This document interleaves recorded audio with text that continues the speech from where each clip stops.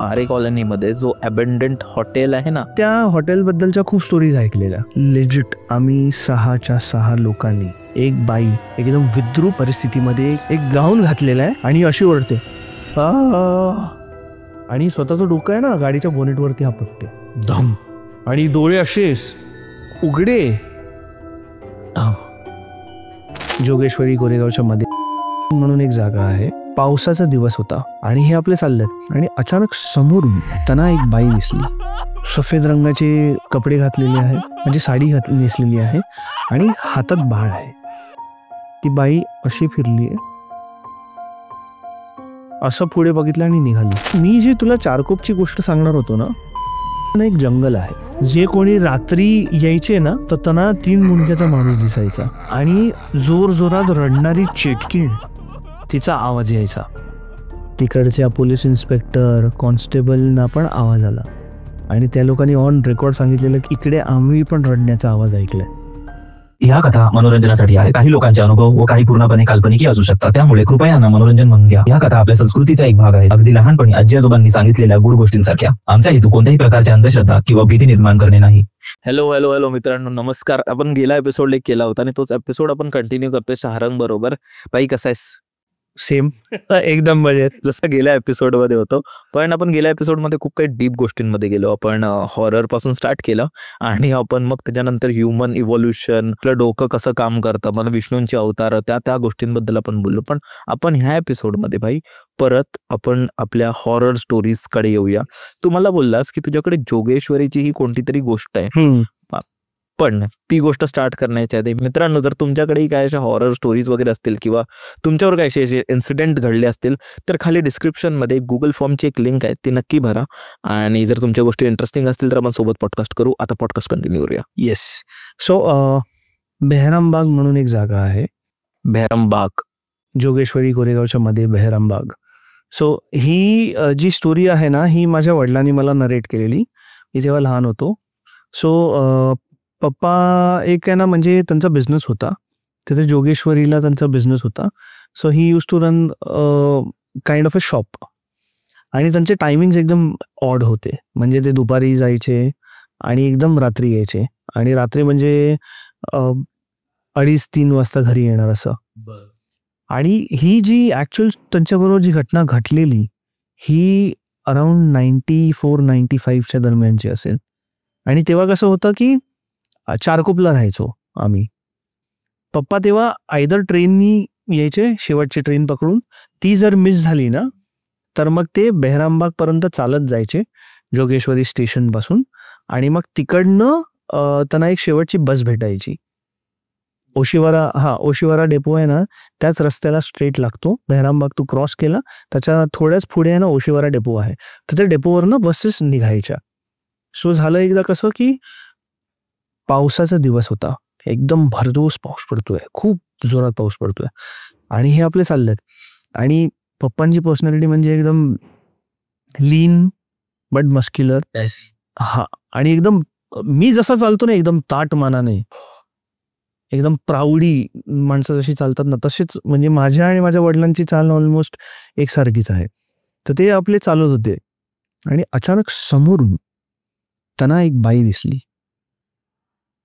भिजत्या पावसात, सफेद रंगाचे कपडे घातलेले आहेत, म्हणजे साडी नेसलेली आहे आणि हातात बाळ आहे.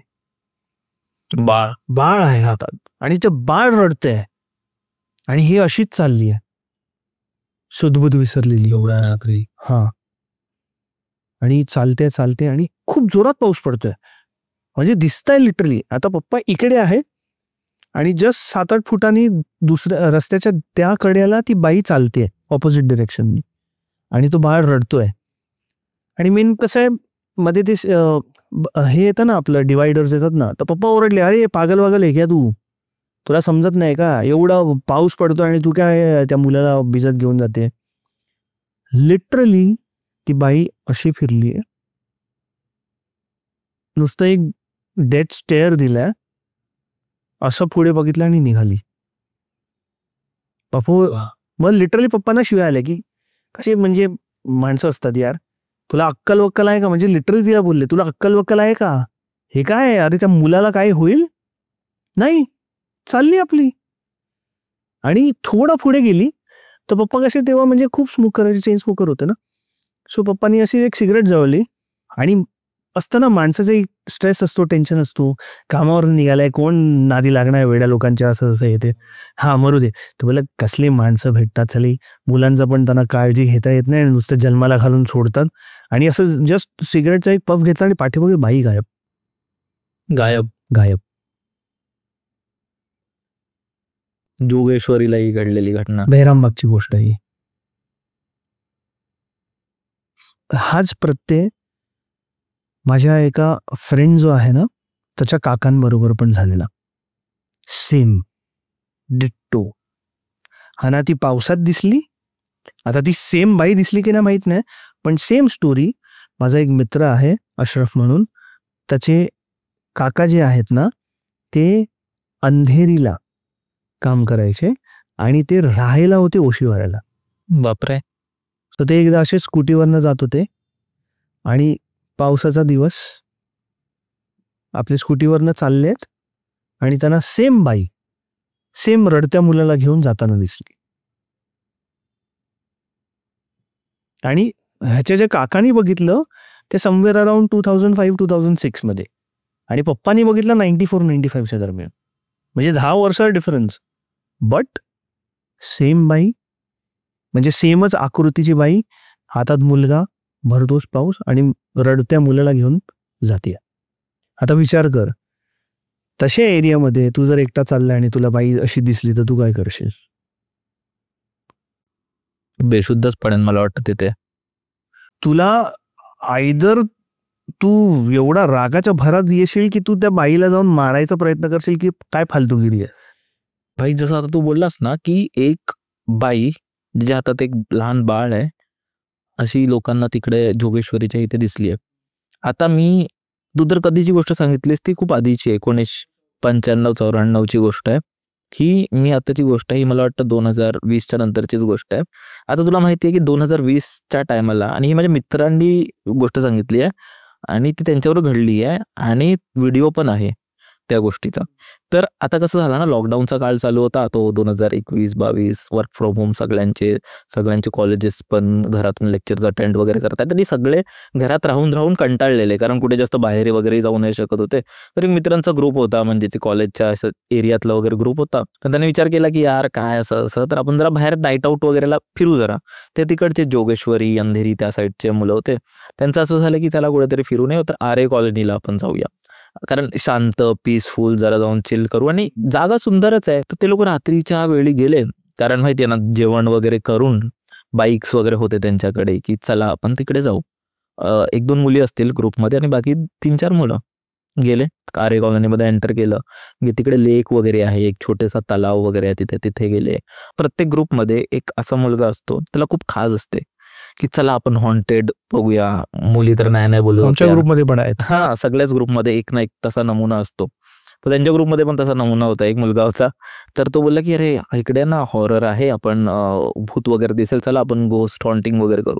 तर काय नाही, तर ते लोक इकडे तिकडे गेले आणि ते लोक पोचले कुठे बघता अर्धे लोक तर नाही बोलत होते, पण बघता पोचले कुठे, जो आरे कॉलनीमध्ये जो अबेंडंट हॉटेल आहे ना, तो टेकडीवरती जो आहे तो खूप महलासारखा मोठा हॉटेल बंद आहे, कोणच राहत नाही. माहिती नाही त्याचं काय कारण असावं, पण कोणच राहत नाही. ते इकडे तिकडे बघत होते, काहीच नाहीये. मुली घाबरत होत्या, मस्त मजा घेत होते.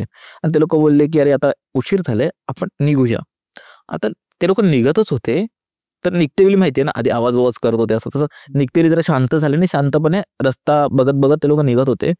त्यांना अचानक मागून आवाज आला एका बाईचा, जी बोलते की शांत हो जा, नाही तो फेक दूंगी तुझे. आणि एका बाळाचा रडण्याचा आवाज येते, म्हणजे एक आई त्याच्या बाळाला शांत करते.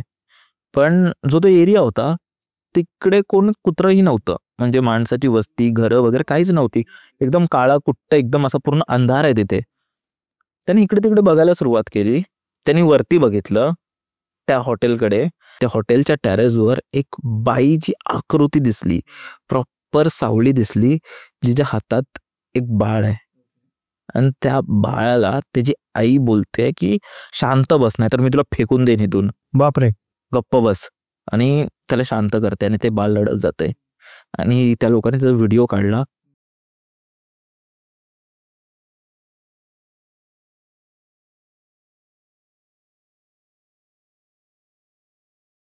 पळत सुटले त्याच्यानंतर.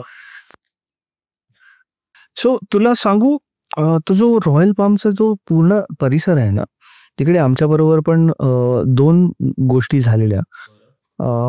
थँक्यू, मला ती आठवण आणून दिलीस, मी तर विसरलेलो त्या स्टोरी.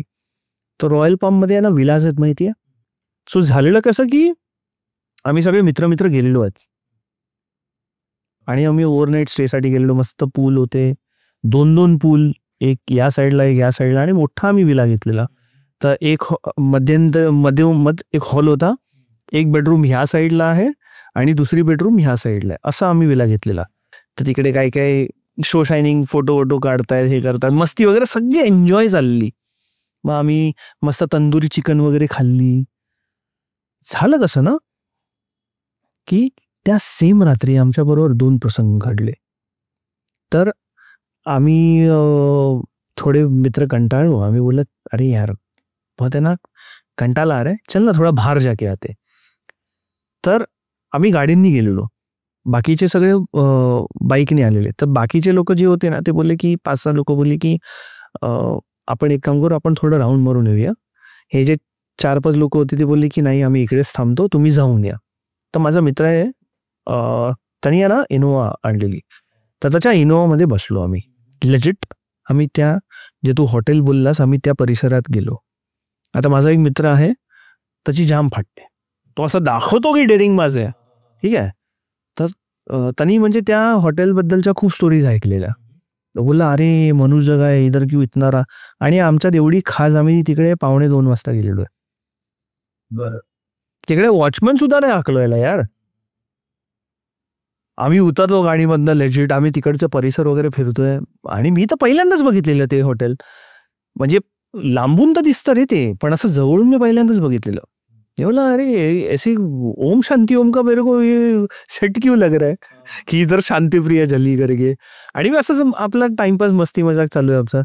तर मी बोला चल यहाँ से निकलते, जैसे भी क्या है कुछ देखने लायक तो है, सुबह आते तो थोड़ा एक्सप्लोर करते, इधर अंधेरे में किधर जाएंगे, पता चलो कोई सीढ़ी वगैरह टूट गई रहेगी, गिर विर गया तो अपना पार्टी खराब हो जाएगा. तर मग निहालचीच मस्ती कि अरे इधर से ना नीचे से हम जाएंगे ना तो उधर से ना एक रस्ता है शॉर्टकट नाही माहित, पण तो बोलला की आपण असं फिरून जाऊ शकतो. आता आयडियली आम्ही ज्या रस्त्याने आलेलो तिकडेच आम्हाला परत जायचं होतं. आणि काय माहित कुठला रस्ता सांगितला. तर रॉयल पाम जे विलाज आहेत ना तशी एक सोसायटी पण आहे. अच्छा. रॉयल पाम्सची, ठीक आहे. तर आम्ही तिकडनं गेलो. ह्या साईडला आमच्या लेफ्ट साईडला पूर्ण सोसायटी आहे, त्याची बाउंड्री वॉल वगैरे आहे. त्याच्या ऑपोजिट डिरेक्शनला आहे ना सगळे गाड्या वगैरे लावलेल्या आहेत.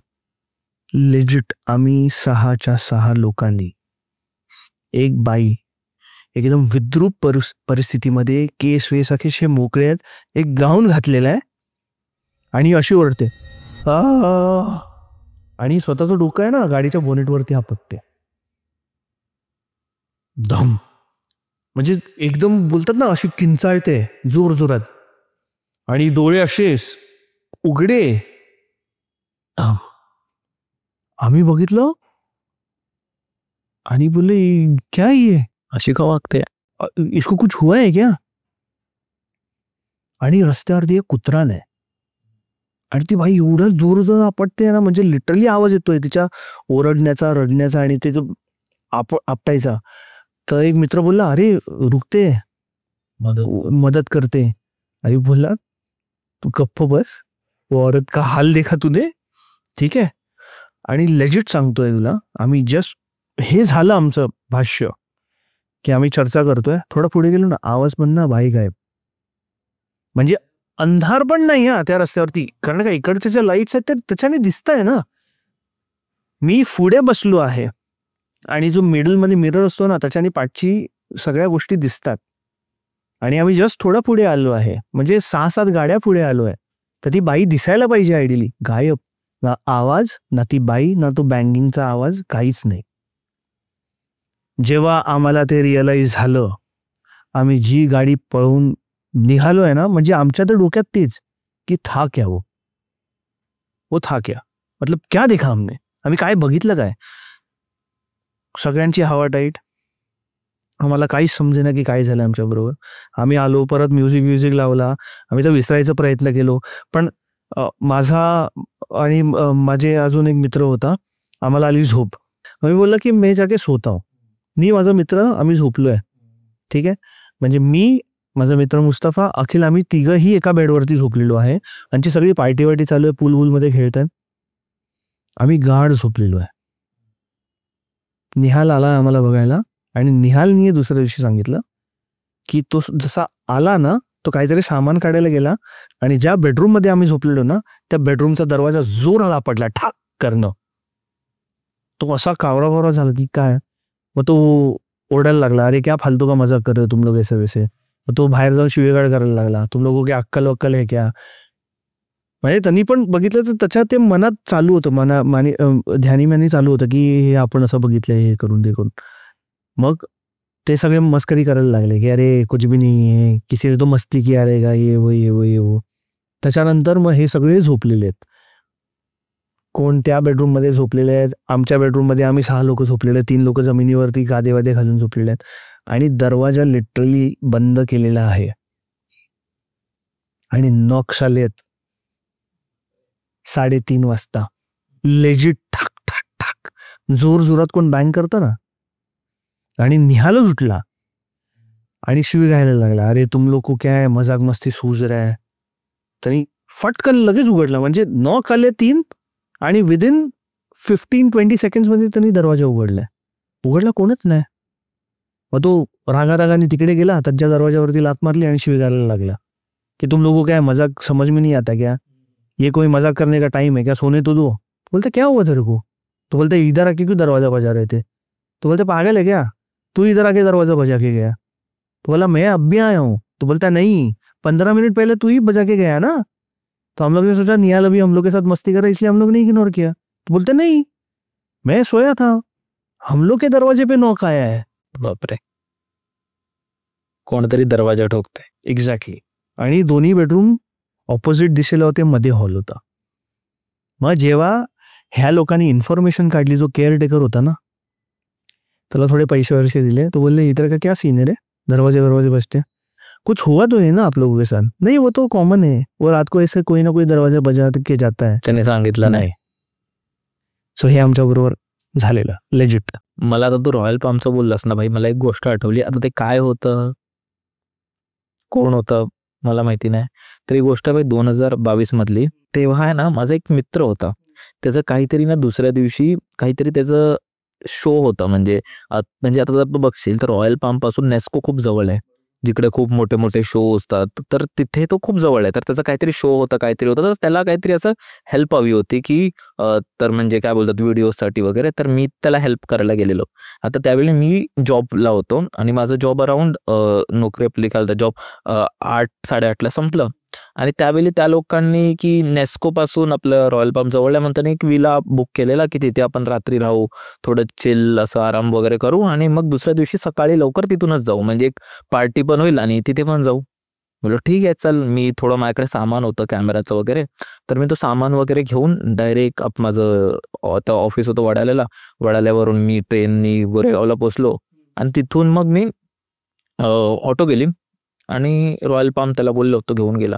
आता तो रस्ता अजिबात नीट नाहीये, धड रस्ता आहे ना बेकार. आता जाता मला 10-10:30 वाजलेले तिथे आणि मी रस्त्याने जातोय भाई, ऑटोमध्येच आहे. मी ऑटोवाल्याला बोललो मेरे को एंड तक छोडना, इधर खाली नको सोडू, वरती सोड. तिकडे खाली आणि वरती आहेत ना ते सगळे वेळेला, वरती सोडलं भाई. तिथे असं झालं भाई की एक बाई रिक्षाकडे धावत येते भाई आणि माझ्या अंगावर चढते ना अशी रिक्षावर असं पकडायला, तसं भाई तितक्यात रिक्षावाल्याने पळवली ती गाडी.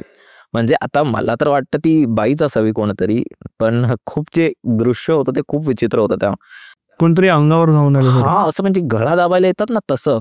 आणि पुढे जाऊन ती हसायला लागली आणि ती एकटीच काय नाही, असं गाऊन घातलंय तिने लाल कलरचं, मे बी ती पार्टी करायला आली असेल काय असेल. आणि ती नॉर्थ ईस्टची होती, ते त्यांचं म्हणजे ते माहिती आहे ना तुला, तर गोरी पान आणि असं. पण खूप विचित्र होतं भाई, अशी गळा दाबायला भाई फाटलेली भाई. मी तर भरपूरच एकदम माहिती पण नव्हतं हे सगळं.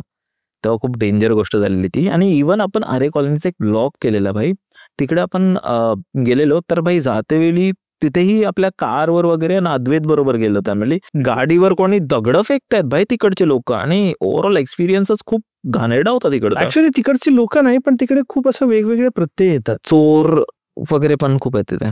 ते एक्सप्लेन नाही करू शकत. खूप गोष्टी आहेत तिकडे. आणि आरे काय हा असा नवीन नवीन एरिया नाही, हा खूप जुना आहे. पण मेन कसं आहे ना, तिकडचे जे स्थायी लोक आहेत ना, ते आता युज टू झालेले आहेत.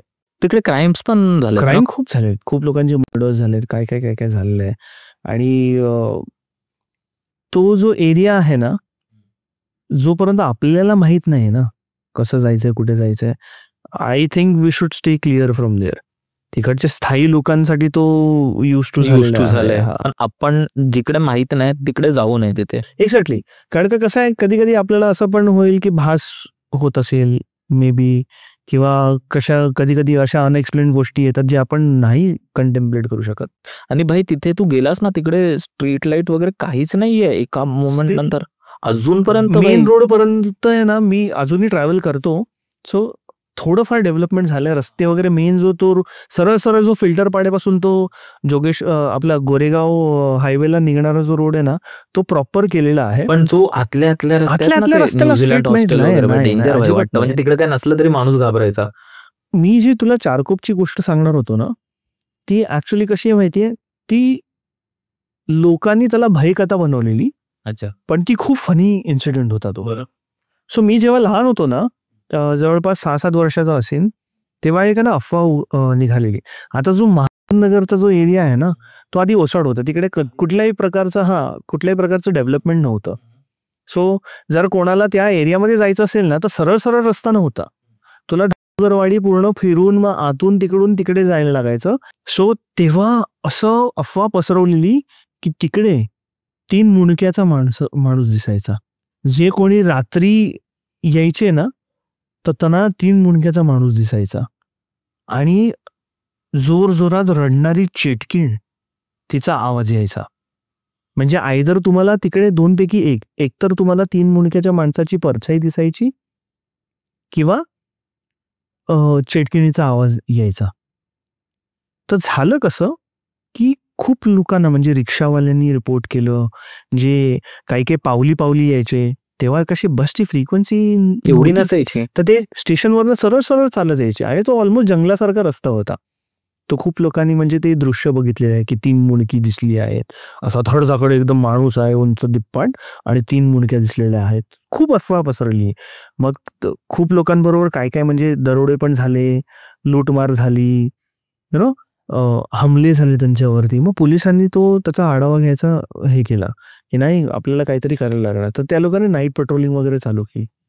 सो 3 मुंडक्याची ही जी अफवा होती ना, ही बेसिकली तिकडे जे चोर लोक होते ना, त्या लोकांनी पसरवलेली. सो त्या लोकांनी लेजिट ते आपण कसं रावणाचं हे बनवतो ना, तसं त्या लोकांनी तो गेटअप बनवलेला, आणि ते लोकांना भीती घालून इकडे कोण भटकू नये म्हणून. हा, यात आपण बोलतो ना भाई, आत्ता मी रिसेंटली काही केस स्टडीज, आपण आता एक नवीन सिरीज चालू केली जिकडे आपण प्रॉपर पुनर्जन्म किंवा मृत्यूनंतरचे 13 दिवस किंवा अशाच कॉन्सेप्टवर अभ्यास करतोय.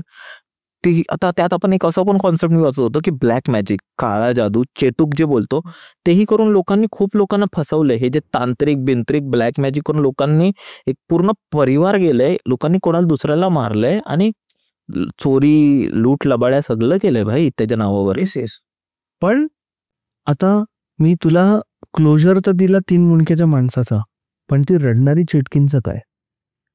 तर लिटरली तुला सांगतो, जेव्हा ह्या गोष्टीचा छडा लावत होते ना, तेव्हा त्यांना सुद्धा लेजिट रडण्याचा आवाज आला.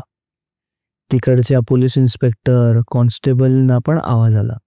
आणि त्या लोकांनी ऑन रेकॉर्ड सांगितलेलं की नाही, 3 मुंडक्याच्या माणसाचा तर हे चोरटे लोक होते, पण हे इकडे आम्ही पण रडण्याचा आवाज ऐकलाय.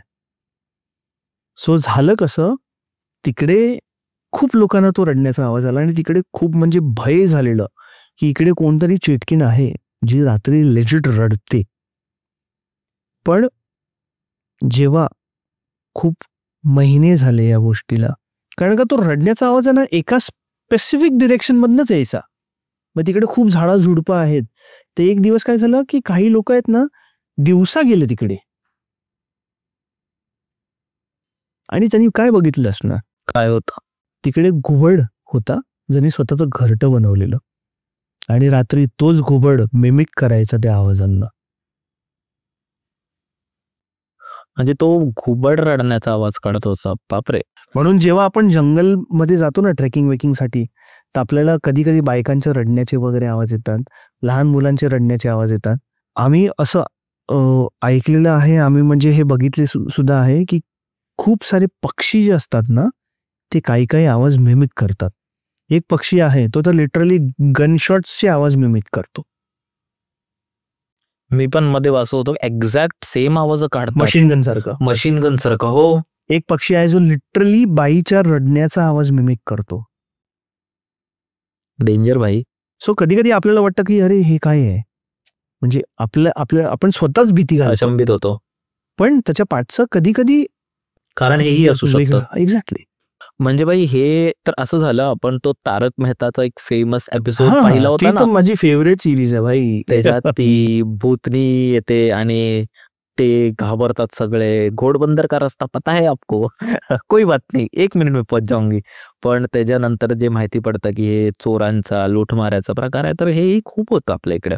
आणि म्हणूनच आपण बोलतो ना की ह्या गोष्टींना आपल्याला कधी कधी त्या वेगळ्या दृष्टिकोनानेही पाहिलं पाहिजे, की जर आपल्यावर काहीतरी चुकीचं घडतंय किंवा असं ते खरंच तेच आहे का किंवा नाहीये. इनफॅक्ट तुला आता एक लेजिट मी स्टोरी सांगतो जी आमच्याबरोबर लहानपणी झालेली. टर्झन म्हणून आहे ना एक जंगल आहे. बरं, कुठे आहे ते? चारकोपलाच आहे. आता त्याला सेक्टर 8 म्हणून बोलतात. अजूनही ते जंगल आहे, पण ते आधीसारखं नाही आहे जंगल. सो झालं कसं ना की आम्ही तिकडे आधी एक छोटं तलाव होतं जिकडे आम्ही मासे वगैरे पकडायला जायचो, स्विमिंग वगैरे करायला जायचो. आणि ते जे जंगल होतं ना ते एकदम नोटोरियस होतं, कारण का चारकोप आता हल्ली 15-20 वर्षात जास्त डेव्हलप झालंय. आम्ही लहानपणी जेव्हा जायचो ना तर त्या टर्झनच्या जंगलामध्ये जाण्यासाठी मनाई होती. जाऊन नाही द्यायचे. आम्हाला आमचे आई वडील स्ट्रिक्ट सांगायचे की तिकडे जायचं नाही, तिकडे जादूटोना खूप काही काही गोष्टी व्हायच्या. आम्ही लिटरली पूजलेले ते भोपळे असतात, टाचण्या मारलेल्या बावल्या वगैरे असतात ना, ते आम्ही बघितलेले आहेत लहानपणी आमच्या. तरी आम्ही काय बोलायचो की नाही आम्ही इकडेच ग्राउंडमध्ये खेळायला चाललोय, असं तसं हे ते. आणि आम्ही असं बोलून तिकडे जायचो मासे वगैरे पकडायला. तिकडे झेब्रा फिशेस वगैरे आम्हाला भेटायचे. सो एकदा चाललंय काय असंच भर दुपार 2:30-3ची हे वेळ असेल, आम्ही गेलोय तिकडे आणि आम्ही मित्र सगळे मासे पकडतोय. एक आमचा जो मित्र आहे ना, ज्याला आम्ही बाबू म्हणून बोलवायचो, तो तिकडे गेलाय आतमध्ये लघवी करायला. लघवी करायला गेला, 10 मिनिटं झाली आलाच नाही. 15 मिनिटं झाली, अर्धा तास होऊन गेला, पाऊण तास, 1 तास झाला आलाच नाही. आम्ही आवाज देतोय की हा गेला कुठे, घरी गेला काय? पण आम्हाला वाटलं घरी गेला.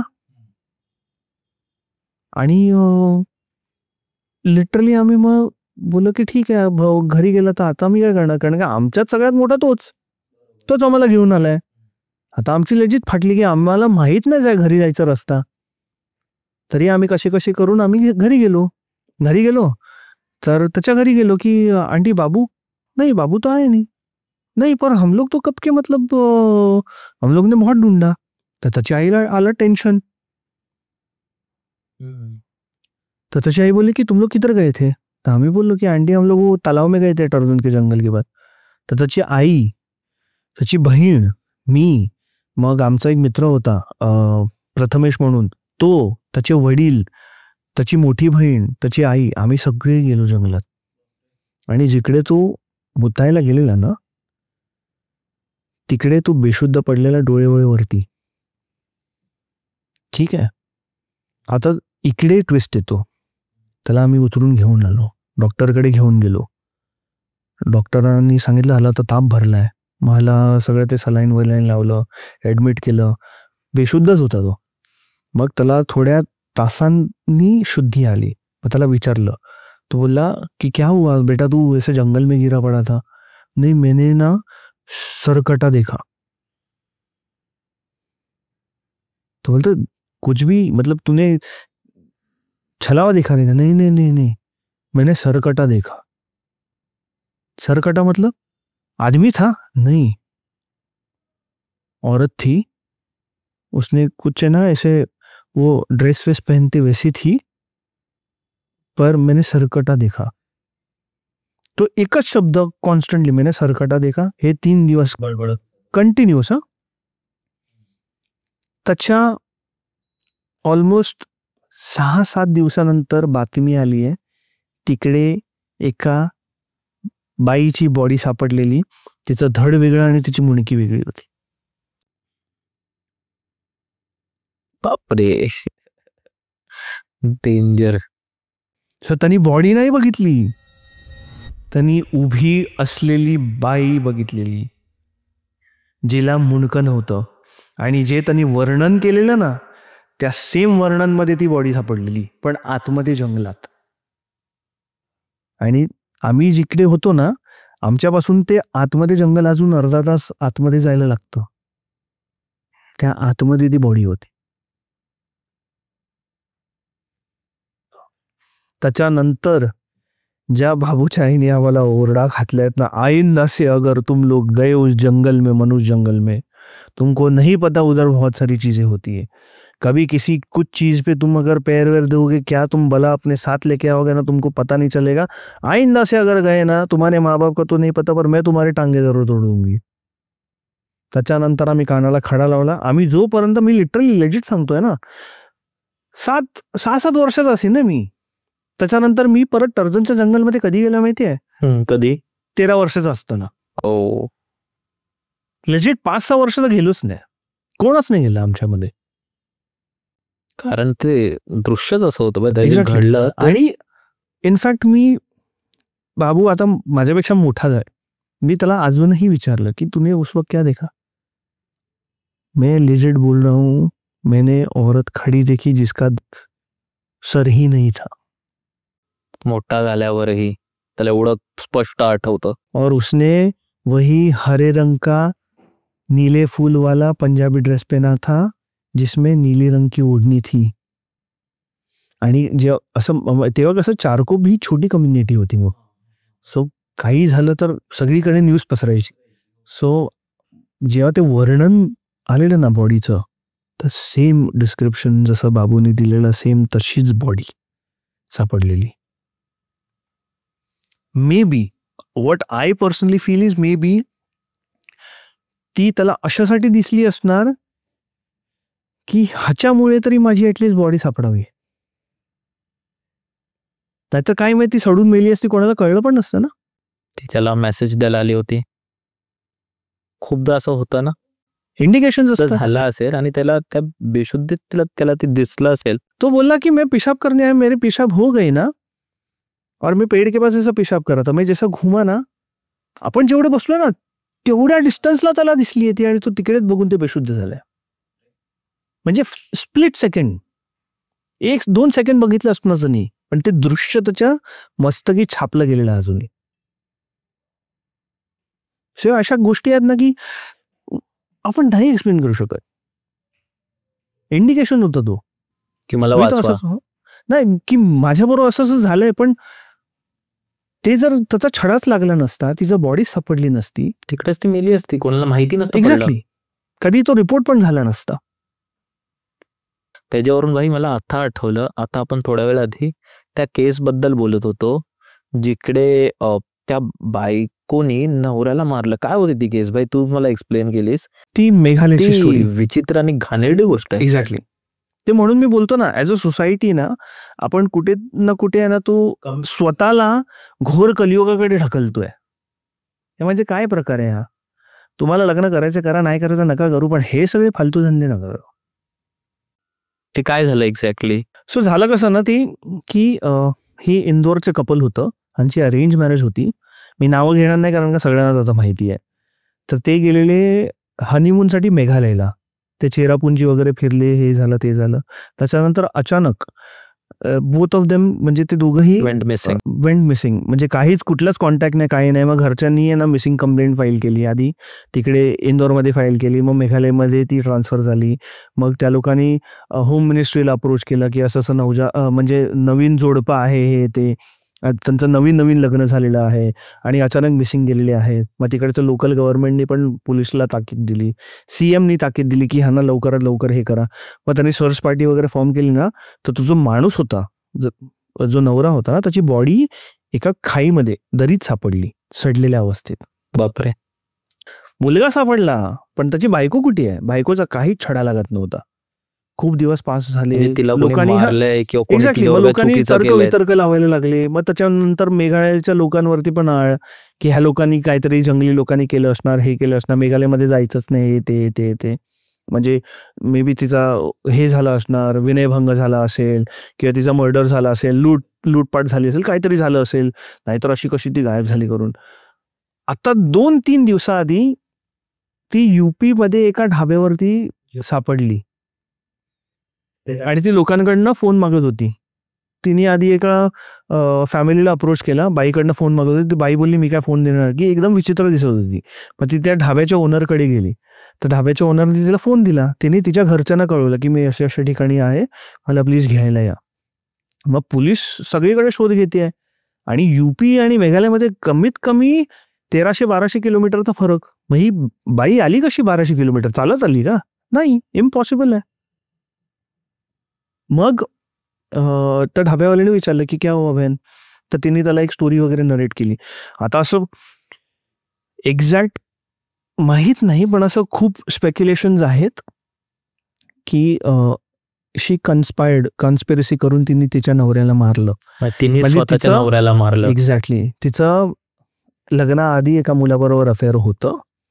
त्या मुलाला साथ घेऊन त्या मुलांनी स्वतःच्या मित्रांना सुपारी दिली. त्या मित्रांनी त्या लोकांना ट्रेल केलं मेघालयपर्यंत आणि मग त्या मुलाला तिकडेच मारलं आणि दरीत फेकलं.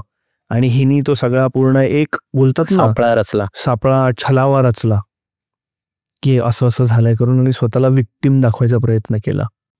म्हणजे तिने एका मुलाशी लग्न केलं जिच्या बरोबर तिला करायचं नव्हतं, म्हणून तिने तिच्या बॉयफ्रेंड बरोबर मिळून, त्या मित्रांबरोबर बॉयफ्रेंडच्या मिळून त्या नवऱ्याचा खून केला आणि स्वतः तिथे पोचली असं तर्क लावलं जात आहे.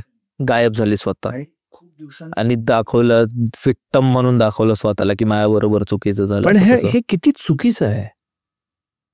म्हणजे माणसाची महत्वाकांक्षा असावी तर किती असावी. आपण जे हे बोलतो ना भूत प्रेत, हे खरे भूत आणि असे लोक,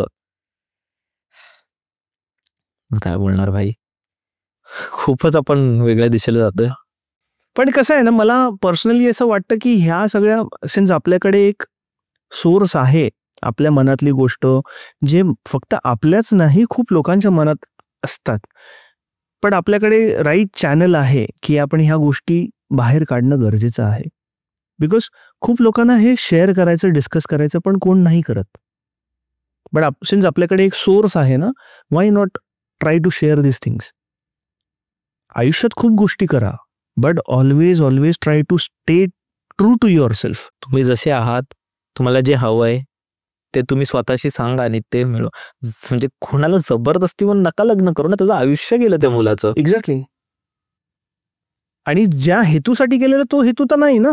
आता तुम्ही तर जाणार जेलमध्ये, मग काय साध्य केलं? त्या निष्पाप मुलाचा तर जीव घेतला तुम्ही, त्याच्या घरच्यांचं आयुष्य बर्बाद केलं आणि तुम्ही स्वतःच्या महत्वाकांक्षा, स्वतःच्या स्वार्थासाठी तुम्ही स्वतःच आयुष्याचे, दुसऱ्याचं पूर्ण घर त्यांनी उद्ध्वस्त करून टाकलं. मग काय साध्य काय केलं? आणि हे रिपीटेडली होत आहे. म्हणून मी मुद्दामून हा टॉपिक डिस्कस केला. आधी तो ड्रमवाला विषय, मी जे तुला लास्ट टाइम सांगितलेलं, आता हे थोडे दिवसांआधी एक वेगळा एक हे आलेला. आता ते ॲल्युमिनीचा प्रकार पण खूप वाढतो. हो, म्हणजे हो. ज्यांना गरज आहे त्यांना तर मिळायलाच पाहिजे. म्हणजे पुरुषांनी खूप अत्याचार केलेत बायकांवर आणि त्यांच्यासाठी ते बनवलं गेलंय. एक्झॅक्टली. पण आता त्याचा दुरुपयोग होतोय. दुरुपयोग. आता मी कुठेतरी वाचत होतो भाई, प्रत्येक एका दिवसाला एका ना एका नवऱ्याचा खून होतं, एका माणसाचा खून होतं आणि ते खून त्याची बायकोच करते. एका दिवसात एक खून. म्हणजे आपलं भारत देश जिथे म्हणजे एक नवऱ्याला म्हणजे बोलतात जिकडे एक दुसरे एकदम राम आणि सीताचं उदाहरण दिलं जातं आणि एवढं कष्ट करून ते परत आणतात आणि ते एक दुसऱ्याला मिळवतात, ते उदाहरण दिलं जातं तिथे अशा गोष्टी होतात विच इज सॅड. सगळ्यात मोठी आयरनी काय माहिती आहे, हे आपण डिस्कशन वट पौर्णिमेच्या दिवशी करतोय. हा सावित्रीनी हट्टानी यमाकडनं सत्यवानाचे प्राण परत खेचून आणलेले. एवढी ताकद ठेवते ती स्त्री. ही भारतीय स्त्री, हे भारतीय कल्चर. आणि ते कल्चर आहे कुठे आता, फक्त नाव पुरतंय. चुकीचं आहे. पण मे बी आपली जी ऑडियन्स असेल ती ह्याच्याकडून आपली ऑडियन्स आहे, मच्युअर आहे, त्यांना आणि कसं ते आहे खूप horror चांगले लोक आहेत. exactly, yes. आणि मला असं वाटतं की आपण आपले जे be true to yourself आणि आपले जे चॉईसेस आहेत, आपले जे आवड आहेत ते त्यांना स्ट्रेट फॉरवर्डली ठेवलं पाहिजे. दबून कोणाच्या तरी इन्फ्लुएन्समध्ये येऊन आपलं डिसिजन नाही घेतलं पाहिजे, कारण इथे आपण खूप लोकांचे आयुष्य बोलतात ना वेस्ट घालवतो किंवा खूप लोकांचे आयुष्य आपण उद्ध्वस्त करतो. पण थँक्यू सो मच भाई, मजा आली आज पॉडकास्टमध्ये. आज आपण हॉरर स्टोरीज तर केल्या, पण खूप दुसऱ्या गोष्टीही डिस्कस केल्या. तर मित्रांनो, जर तुम्ही आतापर्यंत हा पॉडकास्ट बघता, तुम्ही शाहरंगला नक्की फॉलो करू शकता. त्याचे खाली इंस्टाग्राम हँडल्स वगैरे असतील आणि तुम्ही चॅनलला सबस्क्राईब करू शकता. जर तुमच्याकडेही अशा कोणत्या गोष्टी असतील तर डिस्क्रिप्शनच्या पहिल्या लाईनमध्ये गुगल फॉर्मची लिंक असेल, ती नक्की भरा. आणि आपण परत एकदा भेटू अशा एका एपिसोडमध्ये. स्पॉटिफायवरही ऐकू शकता तुम्ही. बाय.